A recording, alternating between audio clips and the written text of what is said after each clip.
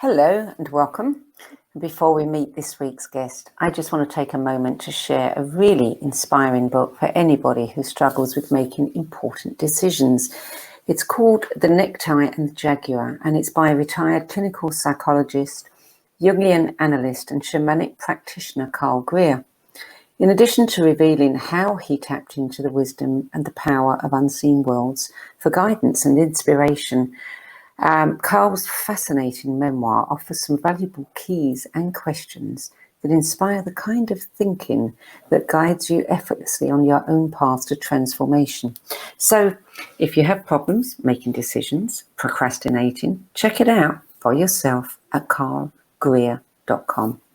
And now, joining me today to share the stories behind the 10 books that influenced her the most on her life journey is Shama Viola, who's dedicated 33 years to consciously living and teaching spiritual growth, art, and esoteric traditions. A citizen of and outreach ambassador for the Damanhur community in Italy, Shama's a highly gifted spiritual teacher, an author, and a tarot reader who's trained with many great teachers and masters, including Casca Fayette, I hope I pronounced that correctly, a fantastic channeled being who impressed her with his teachings on the distorted ways in which we attempt to find and give love, or what passes for it. Lazaris, a spiritual being channeled by Jack Purcell, the well-known author and teacher Shakti Gawain, founders of the voice dialogue method How and Sidra Stone, Byron Katie, and of course, Falco. And I'm never sure how to pronounce his name, but I'll say Tarasako, founder of Damanhur. Is that correct, Shama? Tarasako, Falco Tarasako. Yeah, I wish I could get the Italian accent. It's so beautiful, but it doesn't come easy to me. Anyway, welcome. We're happy you could join us today. I'm delighted to be here. So, you were raised in an orphanage and you only had access to school books or those that were read to you by nuns who were overseeing tasks such as embroidery, etc. So you didn't get a chance to read any of the books that you wanted to read until you were 17. No fairy tales for me. No, nothing what you would say that children grow up with. No. So what was it like for you to suddenly be let loose, in bookstores and be able to pick whatever you wanted to read? Well, I was pretty lost because I had no idea. In fact, one of the first books I read shocked me that I still remember how shocking it was. It was a book about the concentration camps and how women were treated there, the area where girls were used by the soldiers. I was in shock. It was just like terrifying. So I didn't know anything. I came out, I was like a baby. Although I was 17 years old, I really didn't know a thing about the world. And so I had to discover little by little, by trial and error. So it was a very religious upbringing up to that point. Yes. Yeah. So what turned on your light? What woke you up to something bigger than a constrained religion? Actually, it was my desire to be free. Having been in an orphanage for 13 years, when I left at 17, freedom was the greatest value that I could dream of. And I jumped into it as fully as I could. So reading wasn't immediately something that interested me. As exploring, experiencing, trying, checking things out, because I didn't know anything. And then I realized very soon that somehow the society, the context I found myself in wasn't satisfying. I was eager and yearning for something more. And that something more came with the songs of Bob Dylan, with the, the beatniks and The all culture. the culture. And it just felt like, that's freedom. That's what I want. And I decided to go to America. And so I was naive enough to understand that I knew nothing, but I knew I wanted to go to America because that's where the culture was happening. And I was able at 24 to take my cat and a couple of bags and come to America as a tourist with a tourist visa. And nobody asked me, why do you have a cat with you as a tourist? But there I was. I immediately threw my return ticket to the garbage, and I knew I was here to stay. And I had come to live a life of freedom. And so I went to California and I lived in the Haight-Ashburys, and I became a flower child, and that was it. And immigration didn't catch up with you and say, hey, you should have left. It caught up with me when then with my, what became my husband, we went to Mexico because after a few months I needed to renew my visa. I went to Mexico, and when I came back from Mexico 3 months later, I was pregnant enough that they said, what are you doing? You're thinking that you are a tourist, that will be fooled that you are a tourist. You're not going to coming in as a tourist. You are going back to Italy. And so kind of forced us to get married. And that was it. But yeah.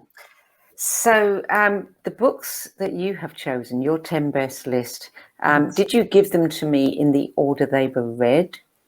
No, I didn't. No, they're just 10 books. Yeah, so in the beginning, in the 70s, when I started, it was Seth, and it was initiation. It was. We will get to them then in the order that we have them published on the website, and then you can talk about them. So the first one, as you just mentioned, is Initiation by Elizabeth H. And this has turned up a few times. And this seems to be an autobiography that people really connect with. So tell us about the book and tell us what it was about this book that touched you so deeply. You have to remember that for me, every book was an adventure. Every book was a discovery and a step forward in my journey, and that was it. So every book gave me a little piece that I needed. What that book gave me, every book expanded my awareness, truly just did expansion of awareness. And this one was about Egypt, about past lives, about remembering past lives.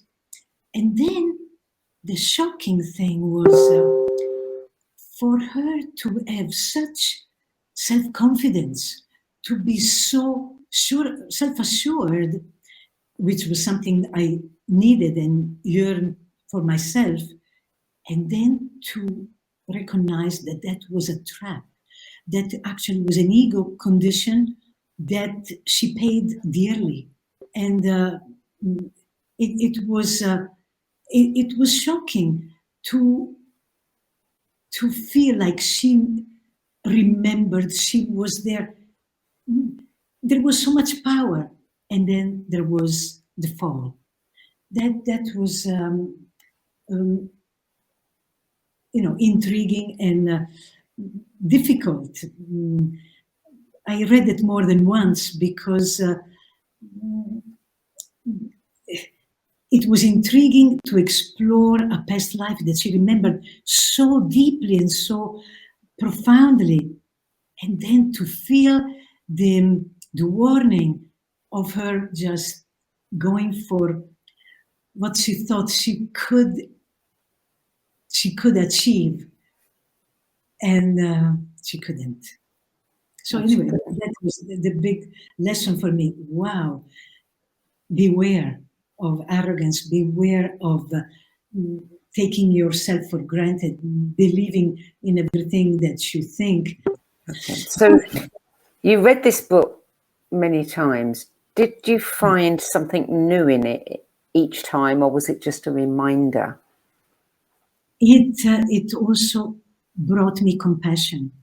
The more I read it, the more I felt how easy it is for us to fall for ego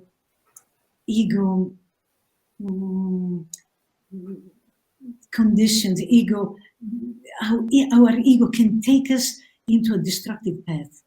And the compassion that I felt for her was, I didn't feel in the beginning. It was just like shocking, and it was like trying to figure things out.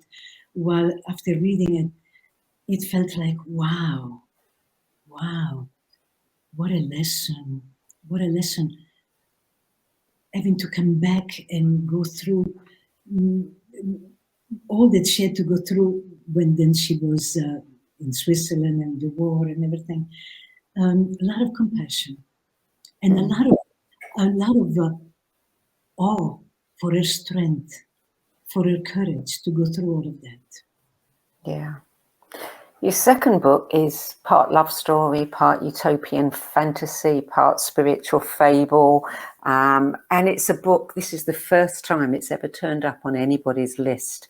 And it is a book that I'm familiar with because a good friend of mine, I think she actually bought the rights to it, or a member of her family did, wanted to turn it into a movie, and she insisted that I read it. And it is just a lovely book. It's called The Kin of Ata Are Waiting for You by Dorothy Bryant, and it was published in 1971. So tell us about this book. Okay, so that was one of the books of my 70s, and it made me dream. It made me dream of a society where dreams were the guidance for the community. It made me dream of a very simple back to the land island where people could feel protected and safe and allow their dreams to be guiding them into creating their reality. It was fantastic for me to feel this potential that dream have for us to guide us into peacefulness, resourcefulness, togetherness, collaboration, empowerment. I don't know, it was just so simple.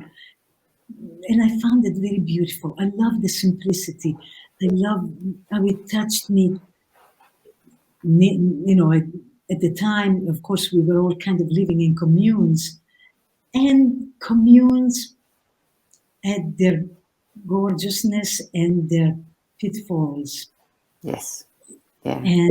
And so to read that book and to feel that these people, this little island community, had reached a level of ideal living together, it was touching for me. It made me believe that it can happen. It made me believe that despite what I was seeing, that wasn't ideal yet, because we were children just doing our best in learning and sometimes failing. It made me feel like it can happen. It gave me hope. Truly, this was a book that gave me hope. Yeah, and it's a story about a desperate man who's running from a fast life of fame, fortune, drugs and crime, and he's led by these people, the kin of Ata, on a spiritual journey. And as the blurb says, a spiritual journey that sooner or later we all must take. Yeah, very, very enjoyable book. Very enjoyable. Now, you've been a little bit naughty in that several of your choices are whole collections of books, so you've really got more than 10. But I do understand it, and we will talk about them kind of more generally. The third one is the Seth Material, which is the whole collection of writings dictated by Jane Roberts to her husband from late 1963 until her death in 1984. The Seth books. Tell us how Seth impacted you. Seth impacted me because at the time I was growing. I was taking the first steps into understanding more about myself and the reality surrounding me. And I was going into the Berkeley Psychic Institute. I was studying there, learning about auras, how to read auras, etc. And I was connected with people interested in psychic work. And so they were telling me about this book called the Seth book. And so I read my first channel book. And of course I could understand very little because it's very difficult to read. The way Seth speak is, I don't want to say convoluted, but for an Italian speaker that, a beginner in the spiritual world, it was learning bit by bit about creating your own reality, a whole amazing variety of values and information that was very new. It was totally new. And so it was fascinating. It was touching something inside that resonated deeply. Intellectually, it was a little bit of stretching, luckily. I would never be able to say whatever Seth was saying because I didn't have the vocabulary to that degree.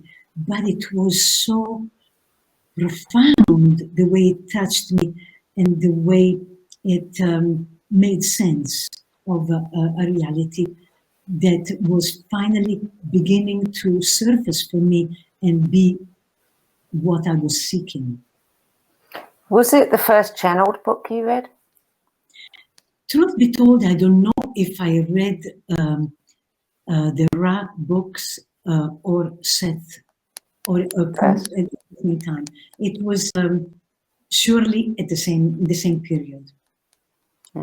Yeah, and you said that you found it very helpful, especially during the years that you spent with Lazaris, an entity who was your teacher for many years.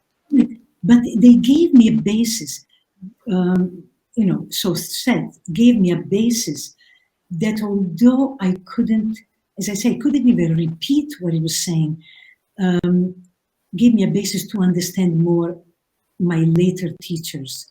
And so that's why I would put a book like the Seth books as paramount for me in my growth, because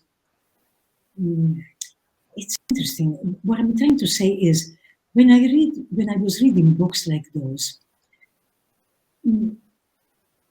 it was as if I was expanding my awareness, but I wasn't really putting into practice. I wasn't really so much understanding them to a point of living them, but I was loving them. First I was loving them, but then I lived them later. But I loved them, and I knew it was my truth. It was something that was the truth for me. But I needed to then grow more into how to apply them, and that came later.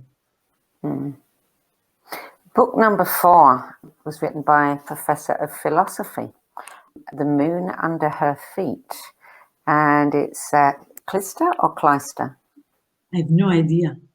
Kinstler, and this was published in 1989, and it is quite a different story about Mary Magdalene. Quite different than even those who think they've read a lot of books. This one's quite different.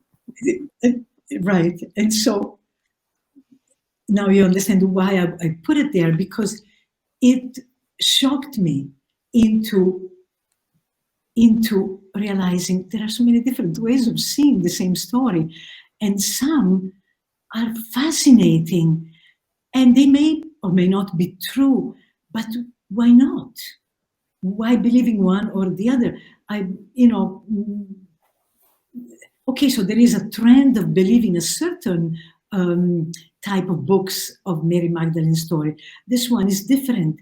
And I found it bold. I found it stimulating. I found it fascinating. I found it empowering. I found that I was cheering her on. And I was kind of laughing and saying, oh my God, yeah, oh, I love it. It was, I totally appreciated someone telling such a story. Quite shocking too. Quite shocking. Yeah. We won't give it away. No, don't give it away. No. But it was because, well, what comes after is the Mists of Avalon. And after having read the Mists of Avalon and having felt all that feminine empowerment, all that feminism, and all that awakening of the feminine and all of that, that one there, I could read the Moon Under Your Feet. I could read it with a smile on my face and really enjoy it very much, and feel like, why not? Maybe why not? This could be just as true as the others that are more accepted. But yes, so part of my journey that the book, The Moon Under Their Feet, and then The Mists of Avalon provided for me was a reawakening of my feminine energy, of an awareness of my feminine power, which had been squashed and been totally under the rug. And so they were inspirational for that, to really make me realize that there is a power of the feminine that is courageous, that is bold, that is attractive, it's fascinating, it's I don't know, I don't even know the words, but such strength. And yeah, much of which has been dumbed down over the centuries. Yes, I smiled when I saw your description of the Mists of Avalon. You said, okay, I admit it, I was one of the many who fell head over heels for this book. And I was too, I mean, this book was just a joy for me and an eye-opener in many ways. And I think there are many, many people, I've met several, who really did resonate with that. They know that story somewhere within their cells. There is a knowing. I mean, the truth be told, is the first and only time I wrote to the author, just saying to her how much that book touched me, how much that book provoked me, transformed me, excited me. It was a powerful book. Did you get a reply from her? No. But yeah. I'm sure she got more than. I'm sure she had lots of letters. Book number 6. It's actually, again, there's 4 books in this series. It's The Atlantean Secrets by Samuel Sagan. And this particular one that you're talking about is Sleeper Awaken. But you also have said that, the following 3 books, The Gods Are Wise, Forever Love, White Eagle, and Return of the Flying Dragon. Right. All of them had an impact. I'm just curious. So you said the Kinovata, nobody else had brought it in as a book. And nobody has said this one either. Okay. Because this is, as I said to you, I have no idea who suggested or who gave me those books. I have no idea why those books came into my life, but they came into my life. And I read them and I was totally taken, because it was a journey. It was a journey of someone that is a total blob of a sleep individual just totally asleep. And through the 4 books, he becomes an amazing master who saves all the knowledge of Atlantis for future generation by creating this archive in the astral, let's say, and bringing all the knowledge there to be kept. So anyway, it was fascinating because it showed the light side of Atlantis as well as the dark side.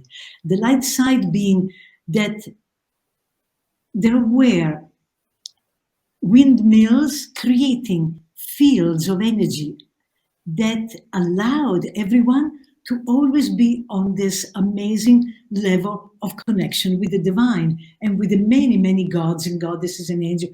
Everybody was at that level. But it was because of the field that was creating those energies. It wasn't because of their own growth. And then the destruction of Atlantis, the fields go hot. And then madness arises because nobody has ever worked on themselves. They were living in La La Land due to something not of their own. And then when they're left without it, it's disastrous. And so only a few initiates are able to then, etc., etc.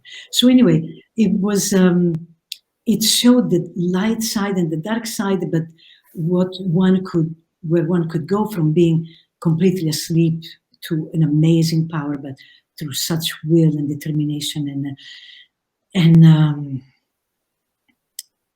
love for others, to save the knowledge that had been for thousands of years kept in these amazing temples that were really temples where the gods resided and where the initiates were just there, totally, it was totally fascinating book. So it was a saga, it was a journey, mostly of this one individual and his journey through awareness and what he learns and how he grows into becoming the master that saves all the knowledge. And so it could be a complete science fiction, but for me, it brought back a lot of memories. Atlantis is it's a place that many of us find fascinating because many of us had lives there, and most of us were were there at the destruction.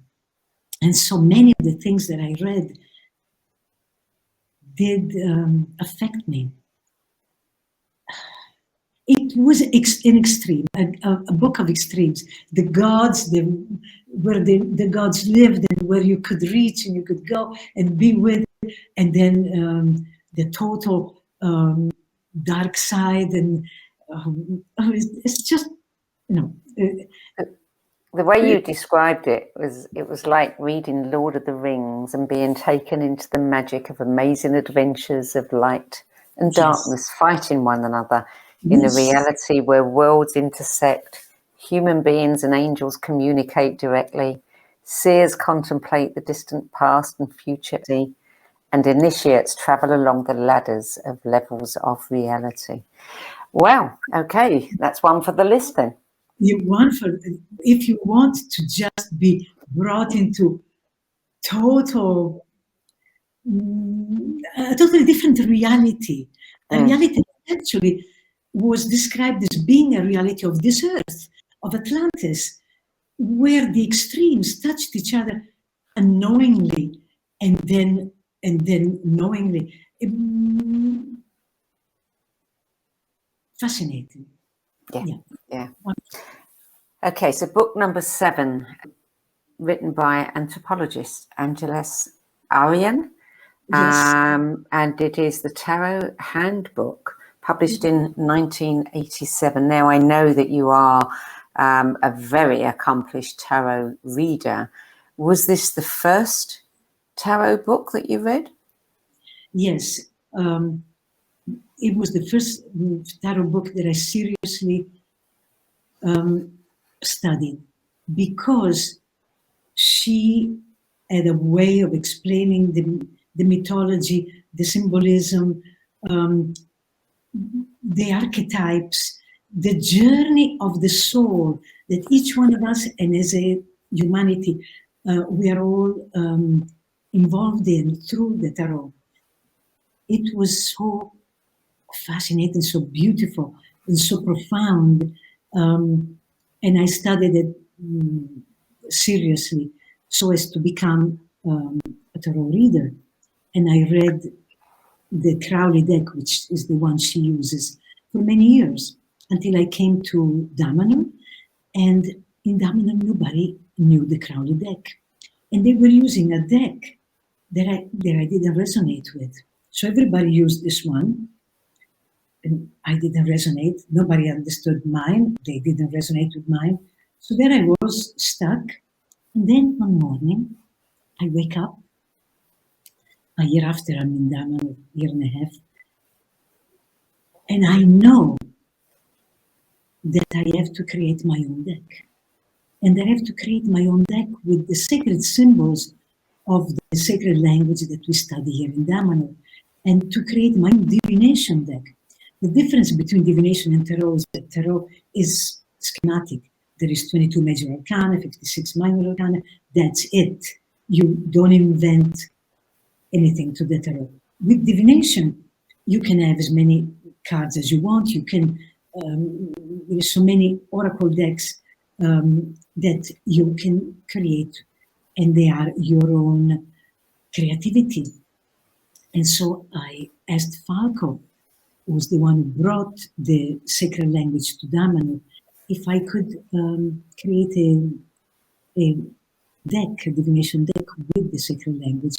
He gave me permission, and not only gave me permission, he gave me permission to use his selfic paintings. He was a prolific painter. And so this tarot deck, which I have, I'll show you here, it's called Braltalei, which in sacred language, it means magical signs for divination, because it deals with the sacred symbols. The sacred symbols and on the paintings of Falco, and so there are 111 cards, and there's a booklet that teaches how to do it, and so it's something that came to me in order for me to be able to read cards, because it's part of my talents, is part of what I am meant to do. In order to also engage with people and support people in making their own decision and their own choices. And for me to give up my Crowley deck was a sacrifice. And when this came, I was able to then read cards, and I've been doing it ever since. For the past, I've been in Damanhur 21 years, so the past 18 or so years, that's what I've been doing.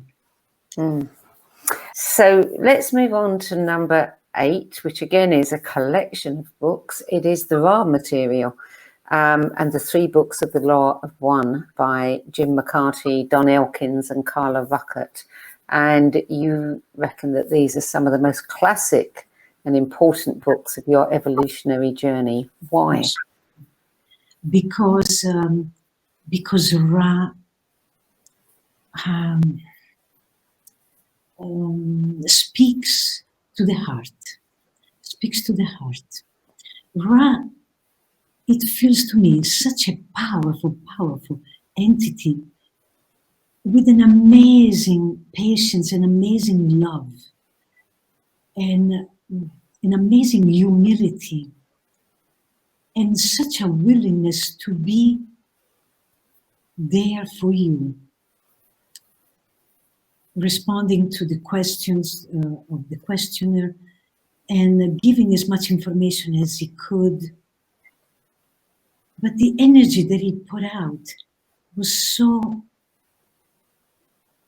touching, so so loving, and so expansive. He gave so much information. I don't know, it really touched my heart. Yeah. And especially with this idea of the one creator, that, and yeah, that we are one, the oneness, the service to others and the service to self, these basic elements that started to really work in my life and becoming cornerstones of my journey. It was clear, service to self and service to others, that how simple it is. You always have a choice. You always have a choice. So what are you doing? And to see everyone as the one creator. Difficult, challenging, but profound. And to see yourself as one with the creator. So it was a series that very, very touching. I found it that spoke to the heart for me. Yeah, yeah. And for those who don't know it, the philosophy of the law of one describes the big questions of life: why, how, and where everything that exists comes from. And it explores this premise in relation to many aspects of life, including philosophy, religion, spirituality, cosmology, anthropology, history, politics, biology, geology, physics, and the paranormal. So yes, many people love the VAR material. So number 9, single book.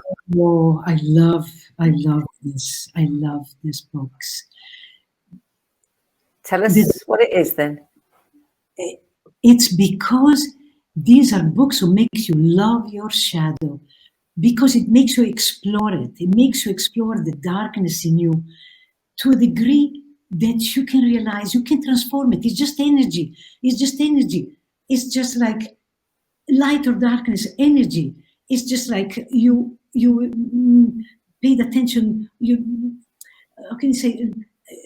You put judgment on this one, and so you put it aside, and you didn't love it, didn't allow it, didn't explore it, didn't confront it, and so it's festering inside of you, and so you polarize over here in the light, realizing that you have an amazing amount of power and energy waiting to be Unlocked.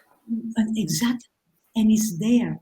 And so these books, the pathwork, to me, they are the psychology of spirituality, the best books about understanding and not be afraid of that which we fear, the evil, the dark, that which we for so long maybe have put under the rug, and instead it is so much of our power. And so for me, this guide is somebody, that took the bull by the horns and said, okay, you guys, you want to grow, you can't do it until you take all of your unconscious, all that you have put under the rug, all of your childhood trauma, all of your childhood's distorted beliefs, all of the rage and anger and frustration and fears that you have thought that you handle, and you just bring it up and you start dealing with it. And so it takes courage, but he guides you and makes me love. I love him. I love his work. I love how he presents everything so clearly and so that it all makes sense. It all makes sense enough so that you can embrace it, and you start realizing light or darkness, it's all me, it's all here, it's all my own stuff that, yeah. This is not a single book. This is a series of books, The Pathwork of Self-Transformation, and also The Fear No Evil by Eva Pierrakos. Eva Pierrakos, Austrian. Yeah. Some of these channeling books are marvelous, magnificent. They're just like fantastic, I have to say. Okay, so 10th on your list is a series of 3 books. The 3 books of the Initiates, Dying to Learn, Reborn to Live, and The 7 Scarlet Doors by Falco. Tarasco. Yes. Okay, so yes, so these are the 3 books of the Initiates. In Damanhur, we have a path of initiation, and so Falco wrote these books, and they are the first 2 books, for example, Dying to Learn and Reborn to Live, are destructuring you. They are books written by the master, not by Falco, written by, in the book, this master is called Vaduspadam or Krishna. And this master speaks to the initiates. And speaks to initiates, like in each phrase is profound. Each phrase is profound. It doesn't necessarily tie together.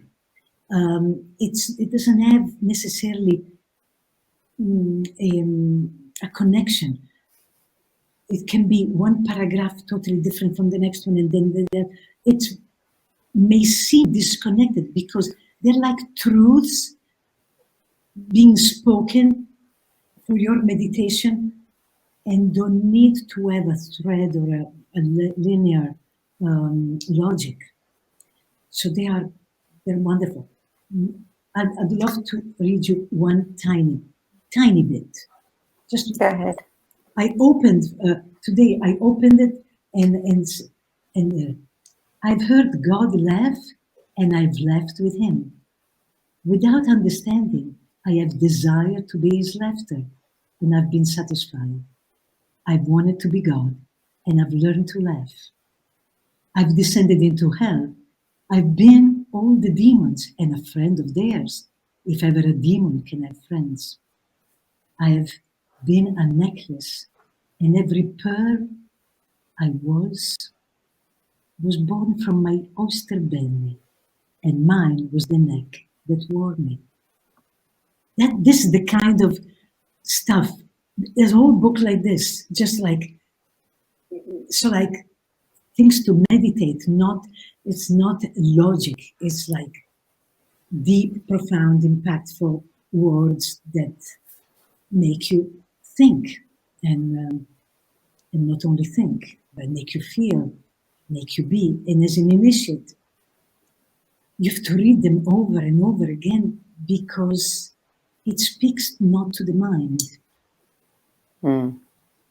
So they're described as little novellas, and there does appear to be some kind of plot running through them. Yes.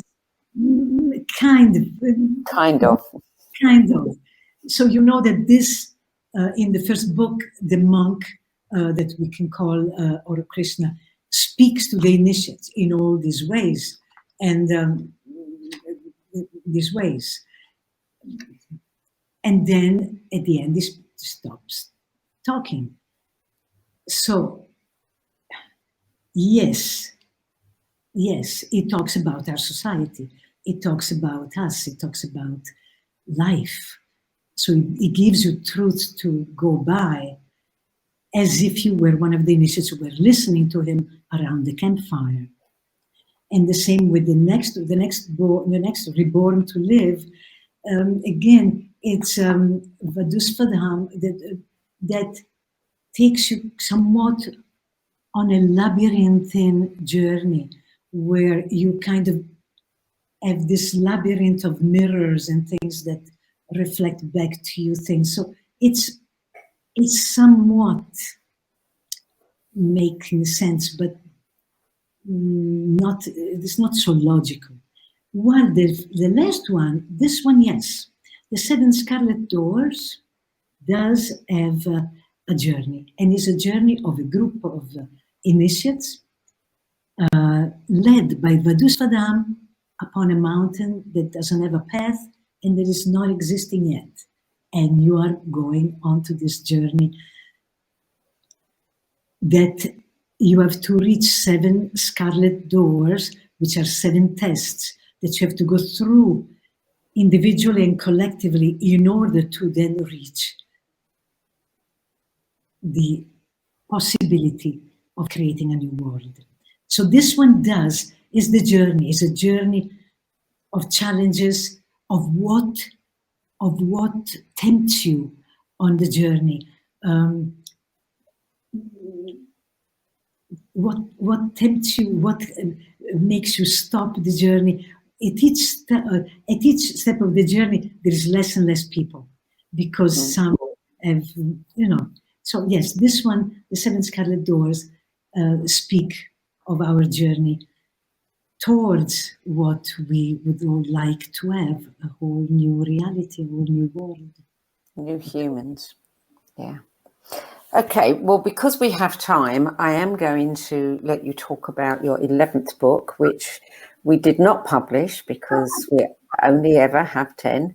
But the 11th book came up a couple of months back, and it is The Alien Interview by Lawrence Spencer. And some people think this is complete fiction, and others say it's not. So tell us why you like this book. I don't know. I believed it. I believed what this entity told us, which was the story of humanity. I love to listen to the story of humanity from a variety of different angles. So I appreciated this one angle as well as all the others. Ra tells the story of humanity. Seth tells the stories of humanity. This aliens tells the story of humanity. Everybody, like many channel beings, the Syrians, the Pleiadians, all tell the story of humanity. And to me, those are fascinating viewpoint. In Damanhur, we say truth is a diamond of 1,000 facets. So for me, to see the story of humanity from this facet and this facet and that facet and that facet, it's fascinating because they're all different angles from which to see it. And the same is happening with the Mary Magdalene story. I was always frustrated that I read dozens of Mary Magdalene stories. They all are different. In this one, she marries Jesus. In this one, she doesn't. In this one, has a child named Sarah. In this one, has a child named Anna. In this one, has no children at all because she never really. It's just like, okay. And so I had to just say, okay, so there is really different facets, different stories. And who knows? Like, as long as I can be enriched by what I'm reading, it doesn't have to be the truth. The one. What is the truth? Nobody knows. Right. Yeah. So, yeah. And this particular book was actually supposed to be the truth about humanity from an extraterrestrial who was found by US Army Air Force after a disastrous crash of their spaceship in the New Mexico desert. And the story was passed on to the nurse attending to the alien.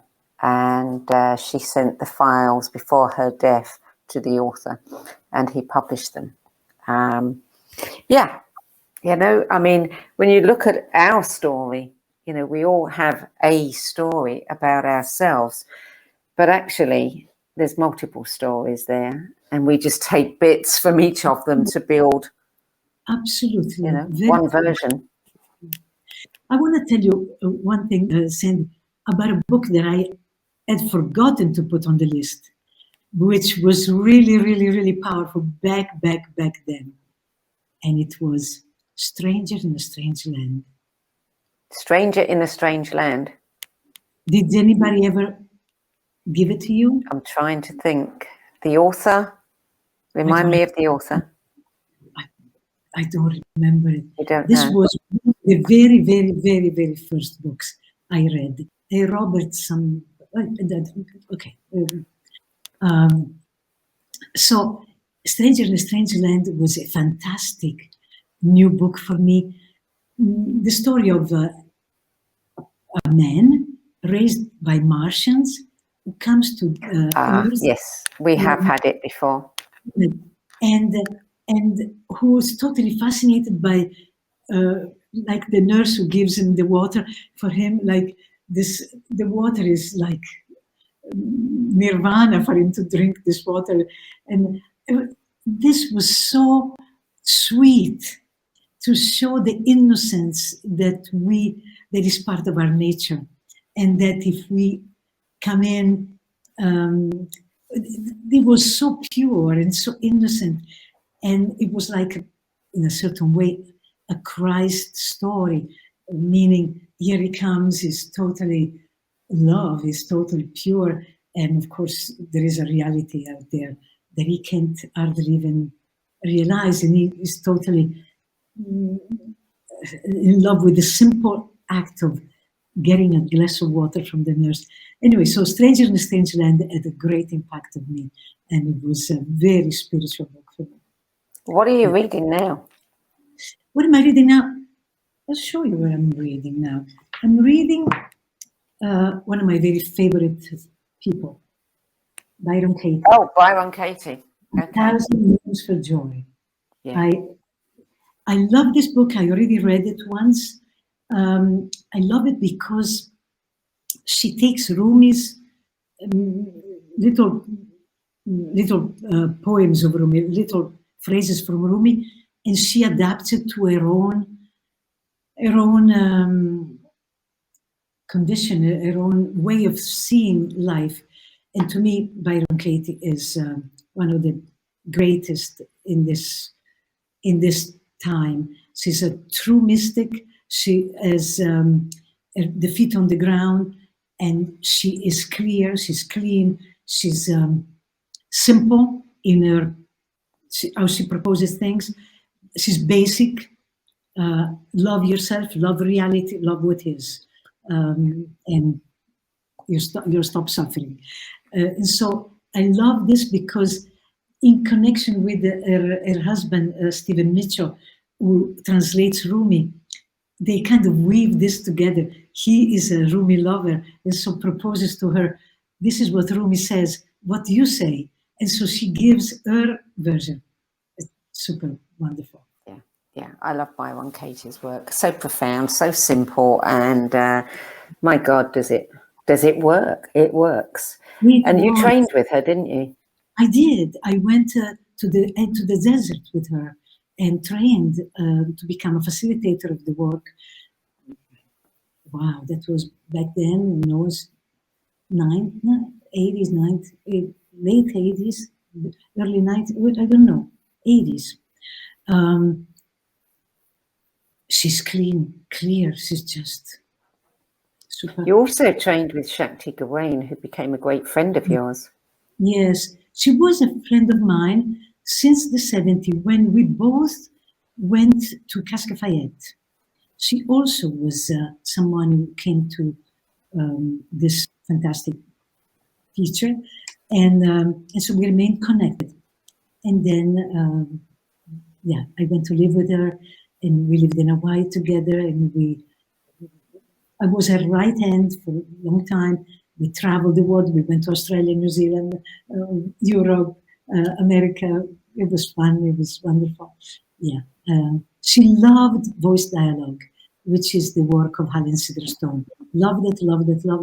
And so that's all she wanted to pass on to others. So we would go into workshops on voice dialogue, and I became a skilled facilitator, and I brought voice dialogue to Italy when I came to Italy. What attracted you to Damanhur, and when did you go there? Okay, let me tell you the story, because it's difficult for me to give it an answer, because it's not a logical answer. I was teaching voice dialogue in Italy, in Bologna, in many cities of Italy. And it was 1992, and I was in Bologna. I was doing a weekend course, and somebody during a break brought me a newspaper, and the newspaper said, found the community in Piedmont in northern Italy who dug a temple inside a mountain in secret for 16 years, big headlines. So I read during the break this big spread in the middle of the newspaper. I read the whole thing, and there was photographs. And I thought, wow, this is intriguing. I would love to go there. But through my years of teaching in Italy voice dialogue, I was never called to Piedmont. I went as far as Milan, and then it was Florence and Rome and all Bologna. And so I never came. So I went back to live in Hawaii after bringing voice dialogue to Italy. Now one of my staff has a school and everything. So I went back to Hawaii, and some California friends in 2001. Some California friend said to me, "Would you please give us a tour of Italy for 2 weeks and take us to places that we wouldn't be able to go by ourselves because you know all about it." So I created a marvelous tour for them for 2 weeks, and I took them really fun places. And when I took them to the airport in Rome, I had time on my hands because I decided to stay a little longer. And I said, I could go to that community that 9 years ago I was so intrigued about. So I called and booked 2 nights, took a train from Rome and went to Ivrea, where I was picked up and taken to a guest house in Damanhur. And as soon as I came to Damanhur, I knew this was going to be my new home. But it wasn't in anything or anyone really caught my attention. It wasn't really anything. It was a knowing, this is it, this is your new home, prepare yourself, because this is where you're going to come and live. So I was there for 2 days, and I said, okay, well, someday I might. And I went back to Hawaii. This was in June 2001, 2 days. I go to Hawaii, and friends from California call me and say, we're going to Damanhur in October for 1 month. Would you come and be our translator? We are going to pay your stay and your ticket. And I said, well, I was already there 2 days. It wasn't my plan to go back. But God, this is an offer I can't refuse. Okay. So I went again in October. I was in Damanhur all through October. And I don't know what we did, because hardly anybody ever comes for a month to Damanhur. It's unusual. And but I knew I had been called to come back. It was clear to me I had been called. I was paid to come back for a month to make sure that I was coming back. And so, November 1st, I go back to Hawaii, pack my bags to come back and live to Damanhur December 19th, 2001. So 2 days in June, a month in October, and I came to live on December 19th. Why? It wasn't a logical thing. It was like, this is it, come and live here. And that's what happened. So tell me, what have you got from your Damanhur experience? Probably a lot, but condense it down. One thing, in the beginning, my resistance to being back in Italy and to being in a community was making it very hard, until I realized I have something to heal about my orphanage years, living in community where it wasn't my choice. I'm now in community because of my choice. And so I knew it was that particular thing. I was resisting the rules, the regulation, because of my past. I had to go through my resistance, through my anger All at your being shadow stuff. oh my shadow stuff. I was feeling so limited and so hemmed in. And then, of course, that dissolved, luckily. And so I'm enjoying living communally very much, to the point that yesterday I realized that I am not going to travel anymore. I traveled for the past 12 years. I traveled the world teaching Damanhurian courses all over the world. And yesterday I said, I'm through. I'm done. I don't want to. I love it here. I am in a happy island. I love my home. I love my rooms. I love my family. I love my garden. I love it here. I don't want to live. I'm happy. I do everything I want here. I am so content. I will not travel. And then today, I received a communication from the American consulate saying that as of November 8th, anybody that is not vaccinated cannot travel to the US. So I said, oh, okay, it was fine with me because I've already decided I'm not traveling anymore. I'm here to stay. Well, good enough reason. Now, your name, Shama Viola, that's not your real name, is it? No. No. You want And at Damanhur, you take a name of a plant and a name of an animal? Yes. And why is that? Why is one? Because we want to play. We want to play for playfulness, because we enjoy the game and playing, and also seriously because we want to be representative of at least a species, a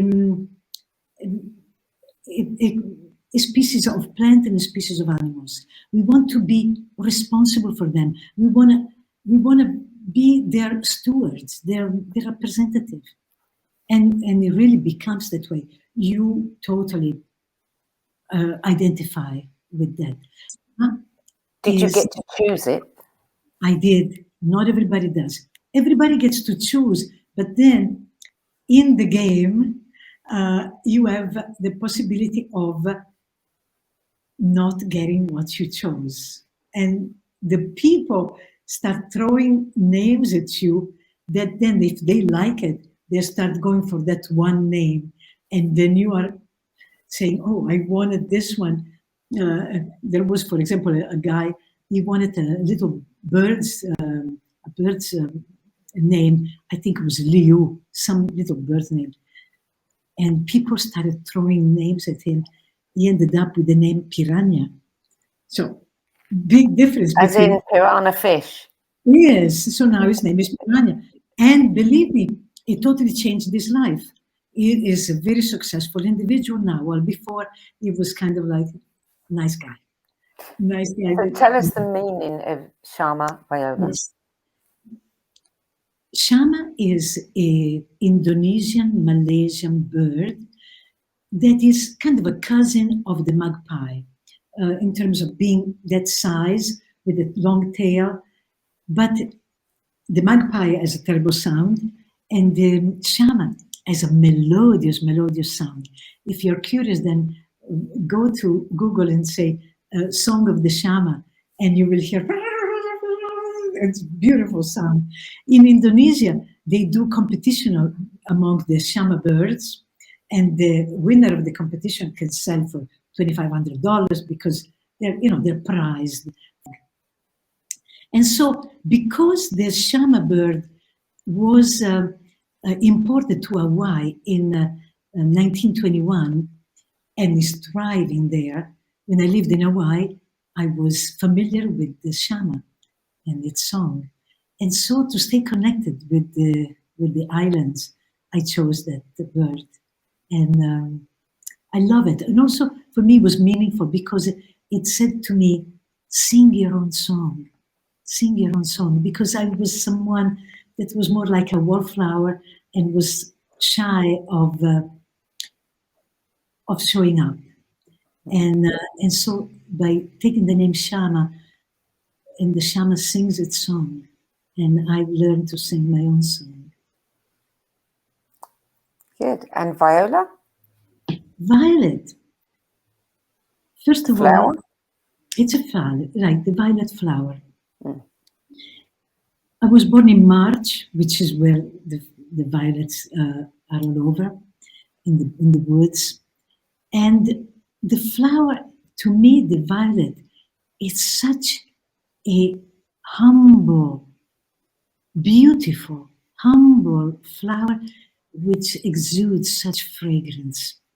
And so that too, it tells me, stay humble, stay small, but keeps on exuding your energy and put out that fragrance that is your own particular one. So those are my choices. I was lucky enough to be able to, for both, get the ones I chose. Yeah.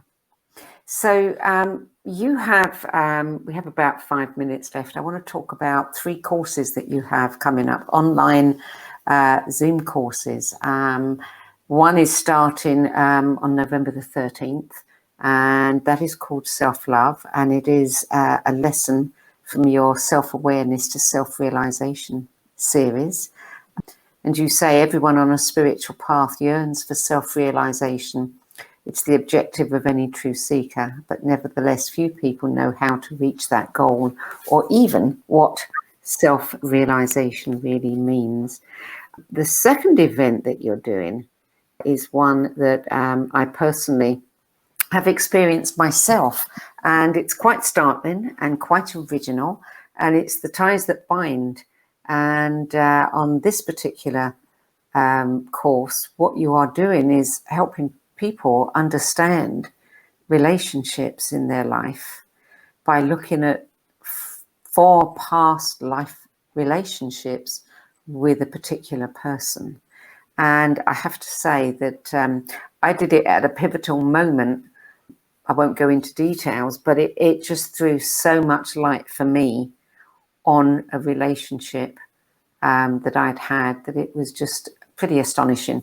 And if anyone's having challenges or wants to know, if there have been past connections, this is one that I really, really do recommend. I can't say enough good things about it.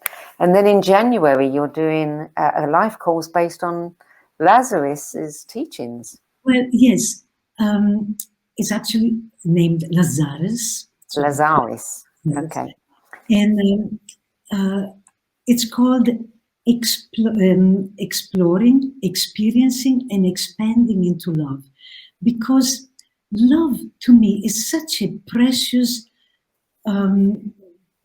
gift that we have, that it becomes cliche as we are throwing it back and forth and all around, and everybody talks about it, and it's kind of losing, misunderstood. And so we want to explore it, we want to experience it, we want to expand into it, and really understanding what it is, and seeing what blocks us, what misunderstandings are there that take us off the loving path that we are all on, because our true nature is love. But we have covered it up with so many conditioning and negative imprints that when we bring them up, we can reconnect with that loving nature and then live from that loving nature that we really are. So where can people find out about these? Where can they sign up for them or get more information? To my website, shamaviola.com. Okay. It will be all there, the dates, the way to register. Shamaviola.com. Okay. Yes. Shama, thank you so much for adding your 10 best spiritual books to the No BS Spiritual Book Club's library of recommendations. I've enjoyed our conversation, and you've had a fascinating life. Thank you so much. It's been wonderful being here with you. You too, Shama. Thank you. So you can see all the videos in this series on the video page at the nobsspiritualbookclub.com, where you can sign up to be the first to know who's coming up next. And while you're there, if you know that you have a book in you but don't know where to start, click on the Work With Me tab and find out how my experience helping others birth their books might help you birth yours. That brings us to the end of this week's show, which will be available as a podcast on all the podcast sites. It will also be posted as videos on several YouTube channels, including Times TV and my own YouTube channel, and it will be available on the No BS Spiritual Book Club. That's it for this week. I'll be back at the same time next week with another edition. And till then, it's goodbye from me.